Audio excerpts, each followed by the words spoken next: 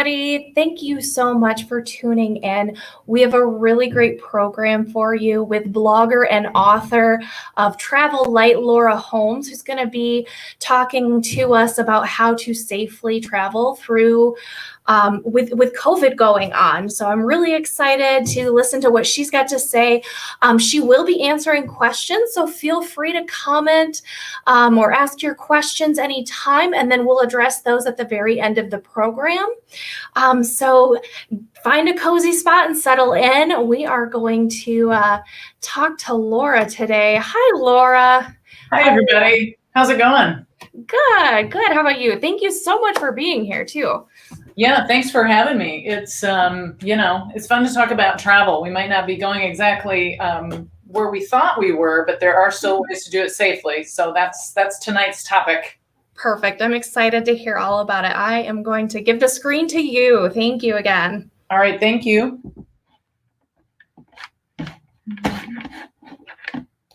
All right. Let me put this on full screen so that you guys can see some travel photos. I think every good travel presentation needs to go along with photos. So hopefully you guys can all see this okay.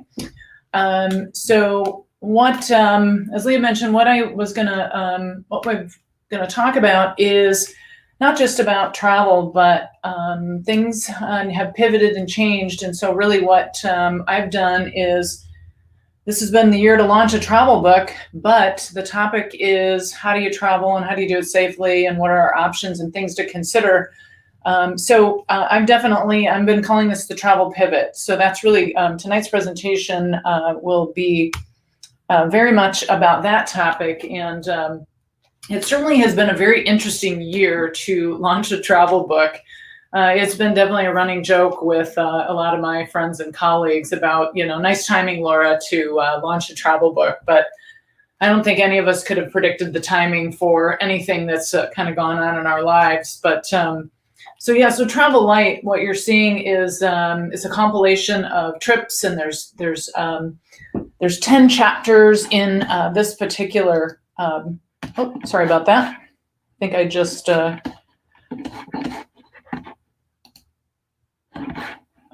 Hold on a second there. Sorry about that, folks. There we go. Everybody see that okay? So what this book will do is it'll give you 10 chapters. There's destinations locally in Michigan, Alaska, Arizona, Colorado, California, and there's also international destinations as well. So this gives you a good taste of trips and active adventure trips and different options. So hopefully there is something inside Travel Light that might inspire you to plan your next trip. So tonight, not just about the travel in the book, of course, is definitely, we're going to pivot and talk about how to think about considerations and how to do this safely. So let's continue on. And then also, I think what's important, and one of my jobs as a travel writer, is to tell you that traveling and taking vacation is good for your health. And there's lots of studies, and one in particular that's really telling is the Framingham study. It's a very large and long-running study about cardiovascular disease. And it basically shows that people who took less vacations, they're almost 8 times more likely to develop heart disease and different coronary things. So it's like, man, all right, traveling is really good for your health, and taking time away certainly is good for our mental health. And that doesn't have to mean getting on a plane, but it does mean getting away and getting out of your routine and kind of getting out of working too much. So one of my messages as a travel writer is, making vacation or getting away a priority, and how do we get out of a routine and kind of give ourselves a little creative break. And so really, it's kind of fun for me. I can say that traveling is good for our health. So obviously the pandemic has really changed how we approach travel. And so considering cruise ships, do we get on a plane? What things or what choices can I make that are lower risk? And how about hotel rooms or making a reservation at a local restaurant? There are different risk factors, and we'll cover those too, which are low risk, medium risk, high risk. How do we make those choices as we look to plan our next vacation? I think the other thing too, myself included, is most of the statistics and people I'm talking to, both in the tourism business and on the traveler side, they're just choosing to go closer to home, more local or more regional. And many times the bookings that we're seeing, if you talk to a convention and visitors bureau or a local DMO, a destination marketing organization, people are traveling 100 or 200 miles away instead of much further distances. And that's just been a huge shift in how we approach travel. So people feeling more comfortable about that. And in my case too, one of the things is the Canadian border has been closed. And so typically I would be on a trip or would cross the border into Canada since it's very accessible from Michigan. But that's another option right now that's not open to non-essential travel. Of course, parts of Europe too are still under a travel ban. So we have to think a little bit differently when we're planning for vacations. So I think really, the presentation tonight is more geared towards vacationing safely, starting small, starting locally. There's so many things in our amazing state to do in terms of outdoor recreation and nature. And I like to tell people there's no need to seek a crowd yet. Might as well stay safe and take advantage of the great outdoors. I like to remind people the outdoors is still open. And parks and trails and our Great Lakes, of course, provides a wonderful playground. And I think too, Michigan certainly is currently one of 6 states where COVID cases are not increasing. And that's just a very recent thing within the last couple of weeks. So we are not currently in a hot spot. So that's a good thing. And certainly another reason to stay close to home. So what I wanted to do is give you some tips, and hopefully one of these 3 tips that I'll provide tonight is something that might resonate with you and that you could use to plan in our wonderful state of Michigan. So, you don't have to get on a plane again to reap the benefits of a vacation. You can still basically do something close by, whether it's a long weekend or a week or whatever you do. It still provides stress relief. It still provides short-term improvements, right, in our well-being.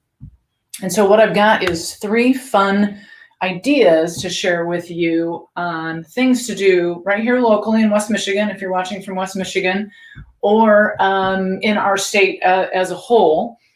And also in the book too, chapter 6, I will point out too, if you end up with a copy of this in your hand at some point, is all about Michigan and feature trips and things of that sort too. So chapter 6 is all about the mitten. And also from my blog, in June, I dedicated a blog to specific active and outdoor adventures as well that you can do that would be close to home. So here's 3 ideas that I think will hopefully give you something for your travel planning notepad. And this one I'll start close to home, or at least close to my home here in West Michigan, is 2 trail park and systems that are wonderful resources that whether you're a biker, a hiker, maybe a cross-country skier, or maybe you just want to go out and have a picnic with your family. If you are familiar with Owassipee, it was a Boy Scout reservation, and it is north of Muskegon in Blue Lake Township. And the picture that you see here is the trails. It gives you an idea. They weave right along these beautiful, pristine lakes. Many of the lakes in the Owassipee area they don't see any motorized traffic at all. So they're very, very natural and wonderful to explore. But they have, over 20 miles of trail that you can utilize for hiking and biking. And you can, like I said, they do groom the trails in the winter. Pack a bag, and there's a little parking area. You can do a day permit or a year-long pass to support the Owassipee Outdoor Recreation, which is a group that maintains the trails. So support them, because there is some maintenance that needs to happen for us to be able to utilize this resource. But that's Owassipee, and that's just maybe about 20 minutes north of Muskegon as you're heading out towards Michigan's Adventure, you continue north and east of there. So a resource that I've utilized often, and we love to hike and bike out at Owassapee. And another one that's a newer trail system located also in Muskegon, technically in Twin Lake, is called Mosquito Creek. And this new trail system is actually in progress. There's trails open now, and they're currently adding new trails and building bridges and different projects as we speak. So there's going to be more trails being built this fall that will open in 2021. Mosquito Creek is set up for mountain biking. There's a kids loop. Also, a lot of trail runners utilize this resource.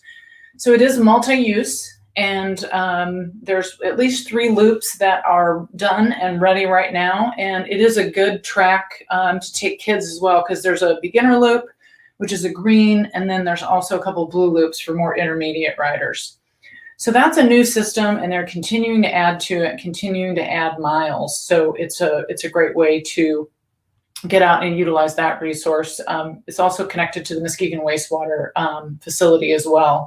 A lot of people know that area for the bird watching. So 2 really fun things right here in West Michigan. And I don't think this will be a surprise to anyone who's a Michigander, but a trip to the UP, I think, is certainly a great idea and very accessible, even though it can be a chunky drive depending on where you live in the lower. But this resource is so amazing because it really has 16,000 square miles, so that even in its peak of summer tourism, you're still not going to have crowds like we would have here in the lower part of the state. I also remind people that Lake Superior is the world's largest body of fresh water, and that statistic always is a marvel to me.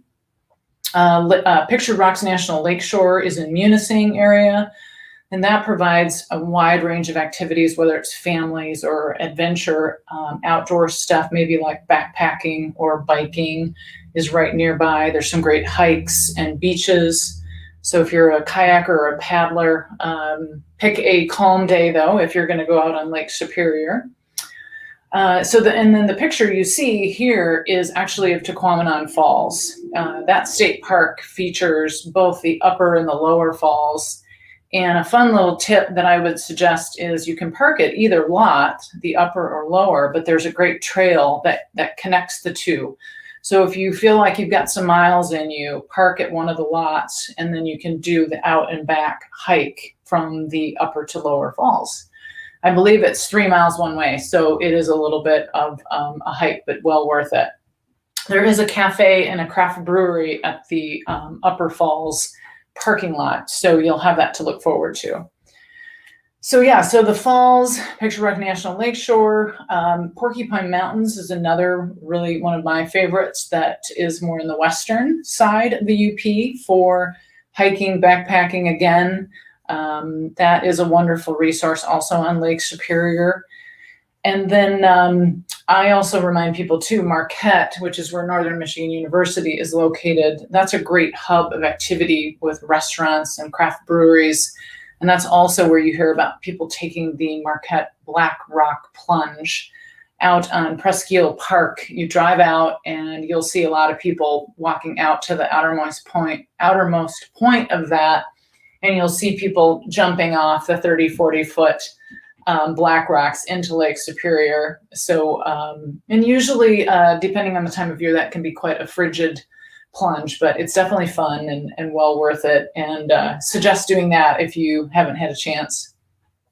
As far as also Michigan's Upper Peninsula, I think also just really simply take a drive, no matter where you are, and the waterfall hunting or rock collecting or driftwood, if you're on a beach, really there's so many waterfalls and different hikes and beaches to explore, both on the Lake Michigan or the Lake Superior side. So the UP just is this amazing resource that's just really striking distance and also super affordable too if you're looking for budget travel where you're camping or maybe if you're doing the North Country Trail, which I'll preview my next slide here. That's actually free to camp along the NCT, depending on where you are. So my third sort of Michigan tip is the North Country Trail. And I think a lot of people still, this is a new resource, they're not familiar that this trail actually runs through the entire state. It runs through the entire state of Michigan, comes up through the southeastern side, comes in through Grand Rapids and Lowell into Newaygo, and then continues north through Traverse City and all the way up into the Upper Peninsula and through Pictured Rocks.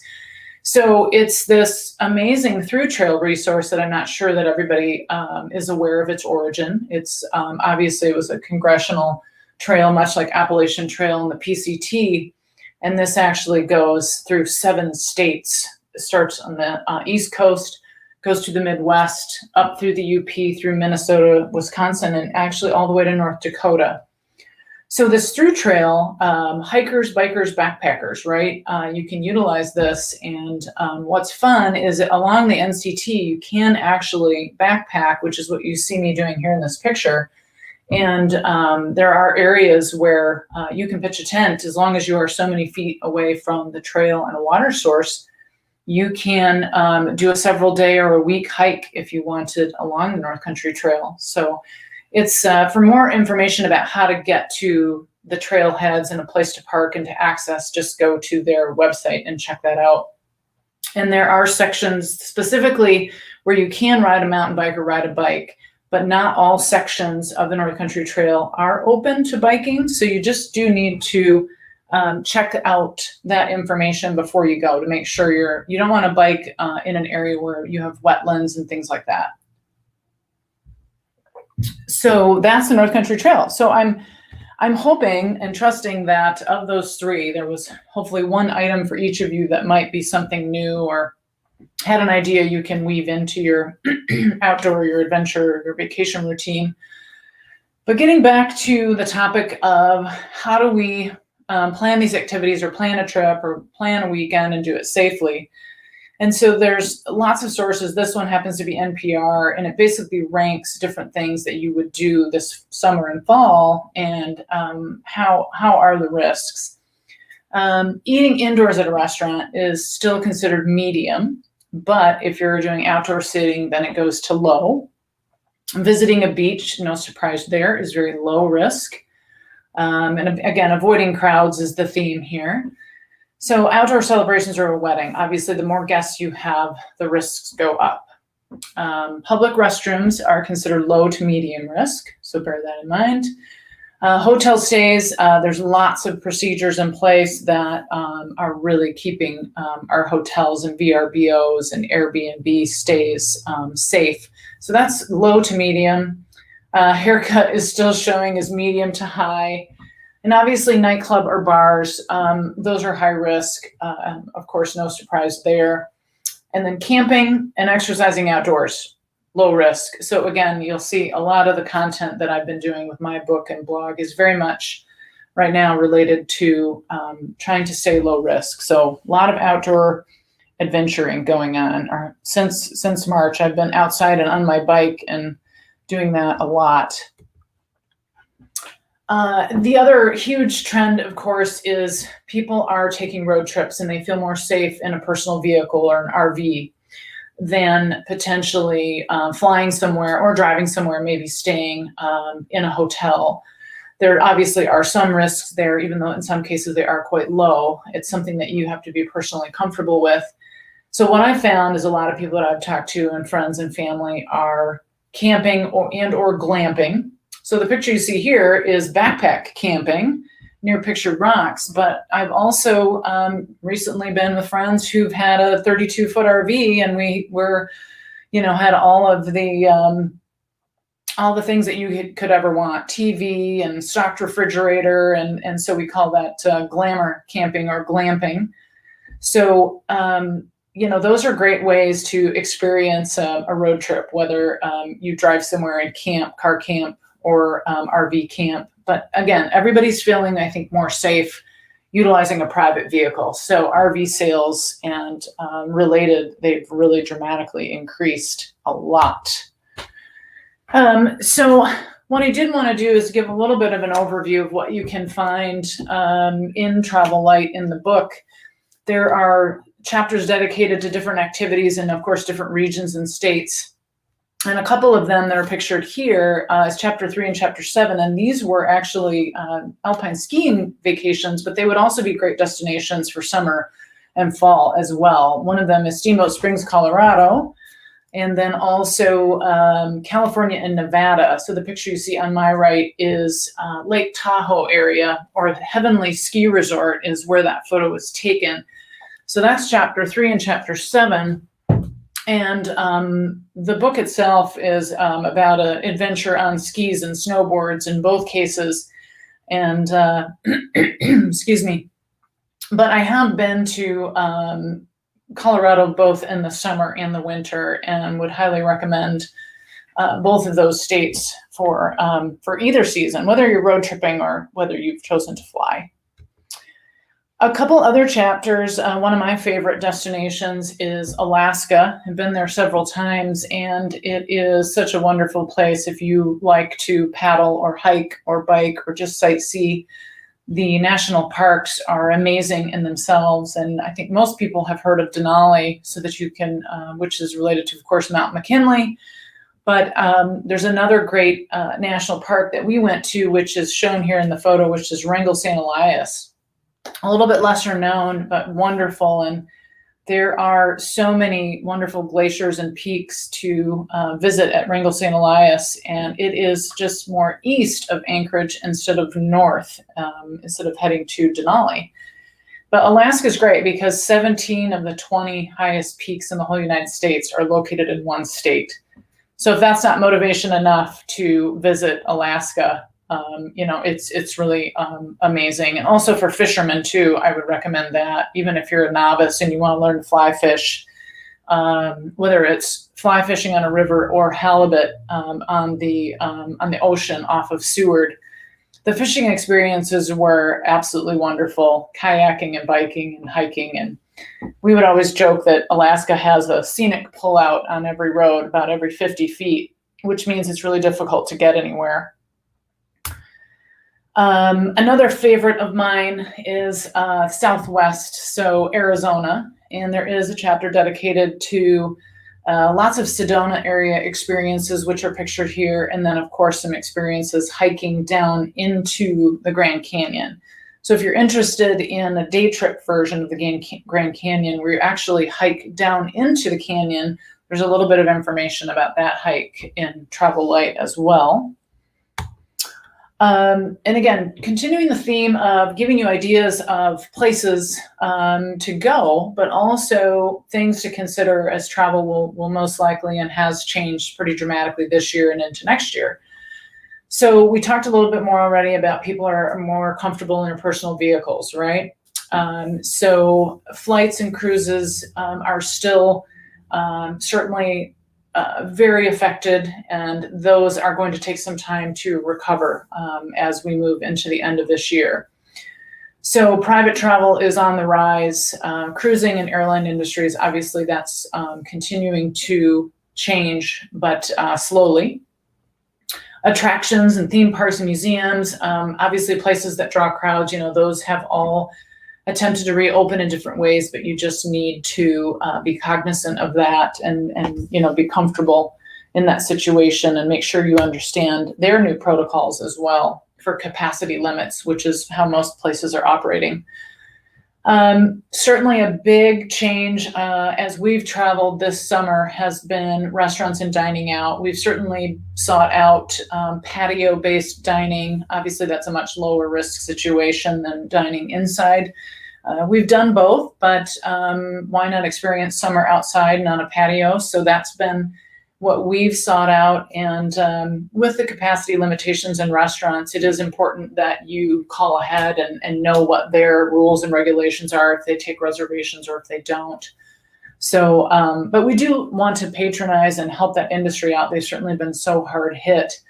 So we really my husband and I try to weave that in as much as we can in the local cities and places that we visit. And I certainly think too that we're feeling a lot more comfortable, and many people are, with staying in a hotel. We've certainly done it, and you could tell that a lot of safety and cleaning protocols are definitely in play.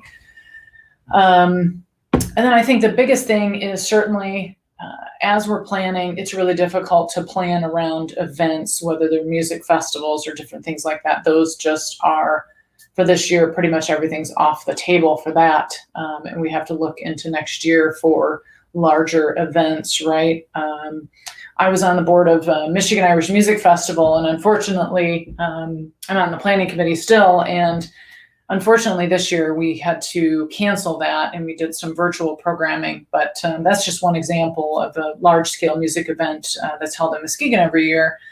And as a board and as a committee, we had to make the decision to cancel that, of course, based on safety concerns. But I think certainly we can plan travel, we can pick destinations and things that are safe. And this is a quote from one of my favorite authors that I love to read, is Paulo Coelho. And his quote is, "If you think adventure is dangerous, try routine. It's lethal." So it's a great way of saying, get out of your habits and your routine, try something new, and travel is certainly one way to do that. And as I pointed out earlier, throughout the book and throughout Travel Light, I will point out to you that there are lots of statistics that show that travel is really good for your health. Most people, the only thing you gain by being tied to your office and working too much is stress.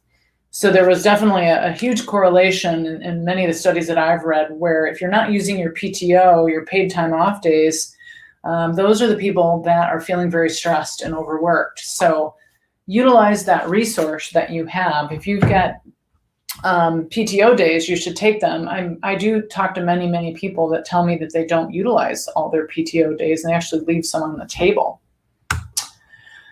As we do start planning, there are some international trips that I'll mention in the book. Like I said, there are some travel bans certainly in place right now. But as we look ahead to 21, I'm already thinking about ideas about where I want to go, and a couple of friends who are turning some milestone birthdays, and we have some ideas on the table for trips. But the international trips in Travel Light, if you want to check out chapter 2, it is a great cultural museum art tour through Paris. And then the second part of that trip, completely different. We head to the Alps, and I traveled with a group in that case. And we did hiking in the Alps that took us through France, Italy, and Switzerland. So it was basically 6 days, 2 days in each country. You hike up elevation, 4,000 feet each day, and you end up back in these wonderful towns and valleys that you see pictured here. And we stayed in beautiful inns and auberges and these wonderful family-run establishments, and had some wonderful meals, and had to refuel each day for all of the hiking that we did. But that was a great trip because it's a great mix of both urban and city activities. And then the second part was very active and outdoors, adventuring style. And then one of my favorites is Italy, which is pictured here. And again, we tried to bridge both a more rural countryside section of travel, and then also Rome and history. In the Colosseum is pictured there. We were at the Vatican and did a tour of that, as well as the Colosseum area and the whole Forum. But I will say that was an amazing experience, but we probably preferred the picture on my left, which is walking through wine country in Tuscany. And one of the things we did is we took a cooking class in the village that you see pictured here, and our chef, her name was Chef Teresa, she taught us to make sauces and risotto, and also roasted peppers and some other things, some traditional things. So that was a really fun experience in Italy, was our cooking class. The chapter is named after that experience, so it's called Taste It with Passion. And then also there is a whole chapter on a trip to Spain, and visiting both Madrid and Barcelona. And we did visit that famous basilica that you see pictured, which is called the La Sagrada Familia. And that also included a stint into the Pyrenees mountains, which borders France. We did some hiking, some waterfall hiking in a national park there. So that's Spain. And then the last international destination in Travel Light, which is actually the cover photo of Travel Light, this is Western Ireland. And basically I'm looking out here over the ocean on the very western tip past Galway. So that is, that picture was inspiring enough to put on the cover of the book. One of my favorite destinations, I've been there several times, and that's the final chapter in Travel Light. And it is a great mix of pubs and hikes and the countryside, visiting Dublin and the cities and all of the history and things that you can do. So it was again, a great mix of experiences. So that was Ireland, which I call that one the liver dance. I couldn't resist, but though Ireland is certainly much more than its pubs, that's certainly a fun part. And again, I wanted to continue to share some safety tips and statistics that are out there as we're making choices about our modes of transportation and the logistics of travel. So do we get on a plane or to fly or not to fly? Obviously, if you look back a year ago to September to now, flights are still down almost 50%, and the revenue loss of airlines is, it's upwards of 319 billion right now. So that industry has been so affected. Certainly the people that I've talked to that have been on planes recently have told me that the protocols and safety procedures that they're doing, they felt very comfortable, as if that it was very, very important. Delta is one of the airlines that I'm aware of that's still committed to keeping the middle aisle open. Not everyone is doing that, so I would encourage you to check by carrier to see how they're doing capacity limits and if they're doing capacity limits. Obviously, lots of things have changed, right, with the check-in procedures, TSA procedures, fewer people on board, different boarding procedures. I think the biggest thing to make sure too, if you are flying, is to remember that food service and beverage service is eliminated. It's very limited so that they're reducing touch points, right? So that's something to really think about and plan for as you are preparing to get on board. I think the biggest thing too that I've been reading is statistics of certainly the shorter not in-state, but in U.S. flights that are short, hour, 2, 3 hours long, are relatively safe statistically with the new procedures in place. I think where the risks go up is when you are on a flight that is a 10-hour plus flight, where you would be, if someone was COVID positive, you could be potentially exposed in a longer time frame. So those are things to keep in mind. Is taking a shorter flight, getting on and off is really a better option than being on a much longer flight right now, of course, based on how COVID is spread. And as far as choosing, our modes of transportation, I think certainly cruising has been even more affected potentially than the airline industry. The way that's set up, where you have a lot of people potentially in a ship where there's certainly some tight quarters, that is all going to change. They're going to have new procedures. Many of them are still under no sail orders, and most of the major cruise lines, that I'm hearing about aren't reopening until November of this year, and they all have different dates. So if you are a cruiser and you're interested in that, I would just check individual sites for their reopen or their when they're going to begin sailing again. I do have a fellow blogger that I list that always has up-to-date cruise information, and that's thepointsguy.com. So you can check that one out for the cruisers that are interested. And really, again, I certainly want to be a resource and would be happy to answer questions tonight or on my social media. You can send me a note through my website. I'd love to give you the green light to, plan the trip and get out of your routine, get rid of that vacation deprivation. And I think certainly life, work, play balance is real, and it works. It certainly is good for our mental health right now too. So travel can be very personally transformative, and I've certainly found that. And that's one of the messages that I always talk to friends and family and colleagues about, and encourage them to get something on the books. And I just wanted to mention a couple of partners that are important to me, and also is kind of part of this book process. Is I connected with G Adventures and a partner, Planetara Foundation. And what they do is they promote what's called sustainable travel. And this is a way to support women, youth, and indigenous communities in various places around the world, support these businesses that are impacted by tourism.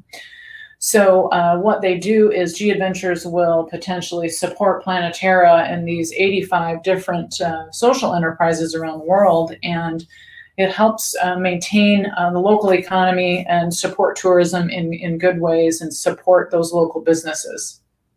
So I actually committed to supporting their efforts to do that. And each time somebody buys a copy of Travel Light, $5 is going to go to Planetara. So I just set that aside and have a partnership with them to try to help them sustain these businesses throughout the world.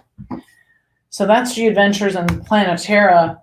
I would certainly love to offer up, if you're looking for a copy of Travel Light, you can buy it locally. There's a couple of bookstores that carry it locally, or you can certainly buy it on my website as well, which is just travellightbook.com. But the Book Nook in Montague carries it, Barnes & Noble Muskegon, the Bookman in Grand Haven is another place, and Earth's Edge in Grand Haven carries the book. And then, like I said, you can also find it on my website as well. I'll ship you a signed copy if you order it through me. But also, too, I wanted to offer up some free content. Besides writing books, what keeps me writing and giving you new content about local ideas, a lot of the latest blogs that I've published this year are very much about Michigan and traveling light, traveling locally. So check that out. And you can actually just go to my website and you can sign up for the blog. That's just free content. You just give me your email and hit submit, and I'll automatically just send you, you'll get a notification when a new post has come up. I basically just do one topic, one destination, or one story a month. So you can check that out and just sign up with your email. Would love to have you on the list and stay in touch. Again, I've actually already just mentioned places you can buy Travel Light locally. And I'm sure I will post, and KDL will post a link to where to find that. So that's pretty accessible. And again, I'm very proud to support the efforts of Planetara with some proceeds from this book. So that's a fun partnership that I'm going to continue. And really, just kind of wrapping up, I just want to give a shout out to KDL for sponsoring the Live and Learn series and making travel part of it. I don't think when we first planned this, we were thinking we'd be talking about the travel pivot, but that's where we are, and that's kind of what this presentation was about, is about planning travel, but now it's how do we plan travel safely.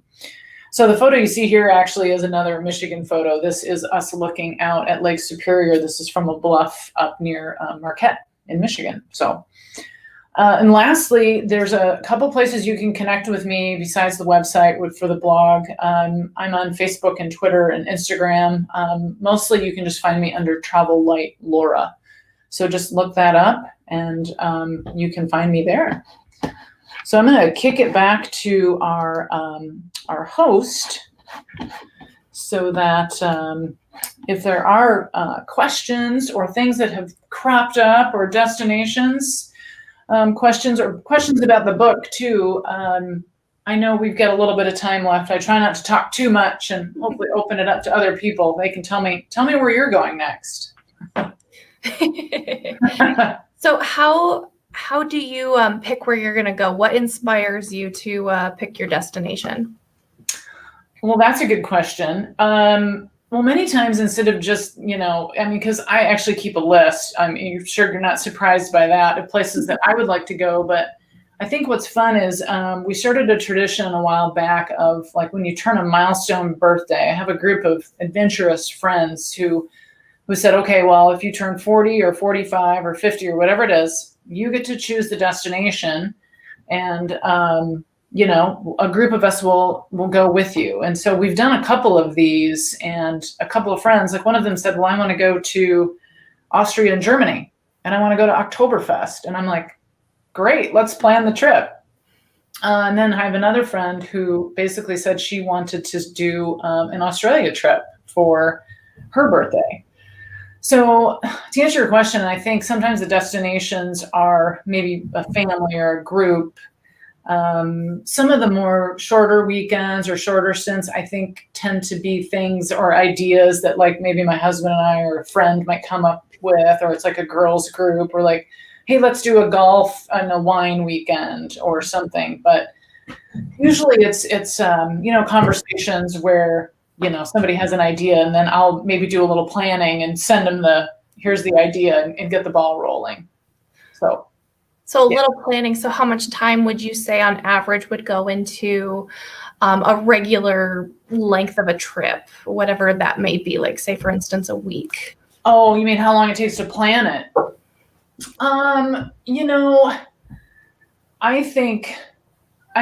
probably would spend more time just because I'm probably researching it. And especially if I'm going somewhere where I'm going to write about it, I probably would spend probably double the amount of time okay, I need a place to stay.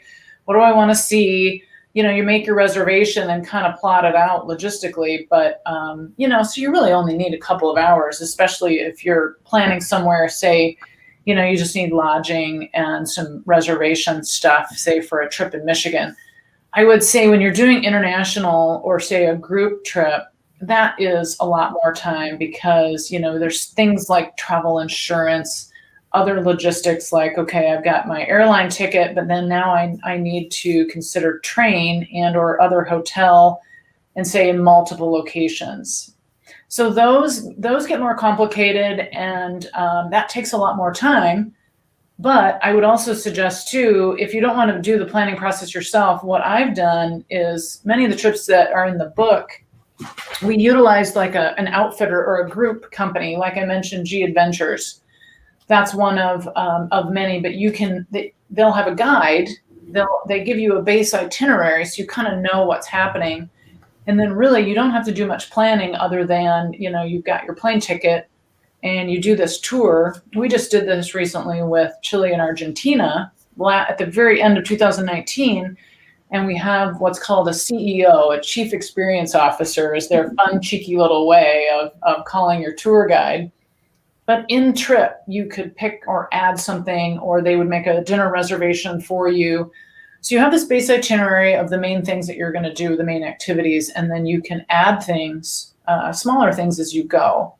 So in that case, you don't feel overwhelmed about having to make all of your choices ahead of time, but you just do have to pick some activities we had to do ahead of time, like we did a horseback ride, a group horseback ride, or we did a mountain bike tour, or we did a wine tour, a group tour.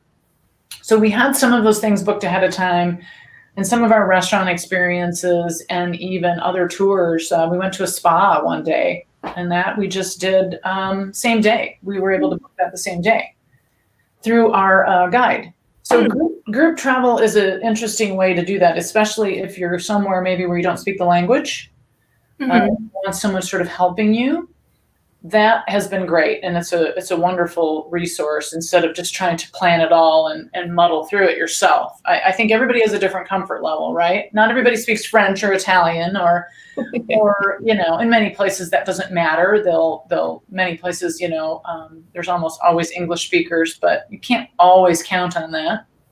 Mm-hmm. So yeah, I think planning internationally certainly takes more time, but if you're interested in group travel, I think that takes the stress out of it, and it might cost you a little bit more to have that guide, but I think the peace of mind that you have as a result is worth it, in my opinion, for sure.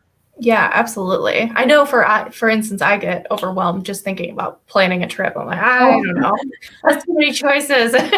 Well, you can call me next time. I might take you up on that.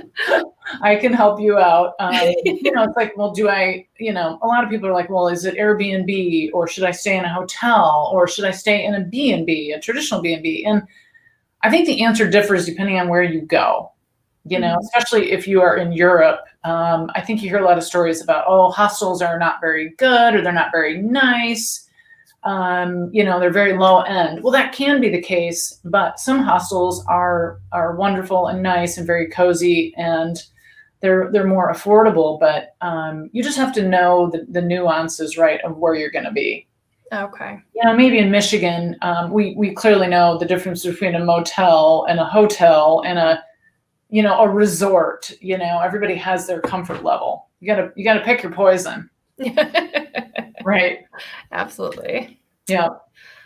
Well, that was all the questions we have. Well, thank you so much, Laura, for coming in here and giving us so much helpful information. I think these are great ideas and tips. And I feel like fall is my favorite time to go hiking. We have amazing places. So all of the places that you were talking about, like North Country Trail. Yeah. I think this is really timely information. So good. I hope so. I hope the 3 Michigan tips were hopefully one of those, kind of resonated with everybody who was watching. And but yeah, like I said, if people are interested and have specific questions on some of the trips that we talked about in the book, definitely connect with me if you want the blog or on social media. And I think as a writer, I'm always I would love to hear from other people about experiences they had. I certainly haven't been everywhere, so I'm all ears. All right. Well, you heard it from her, so reach out with any questions you've got. Otherwise, I think that is it for our program. Again, thank you so much, Laura, for being here. I believe that KDL is ordering the book, so we should have that available soon. Otherwise, I did see it on Amazon, but let's support Laura, and if you want the book, order straight from her. So.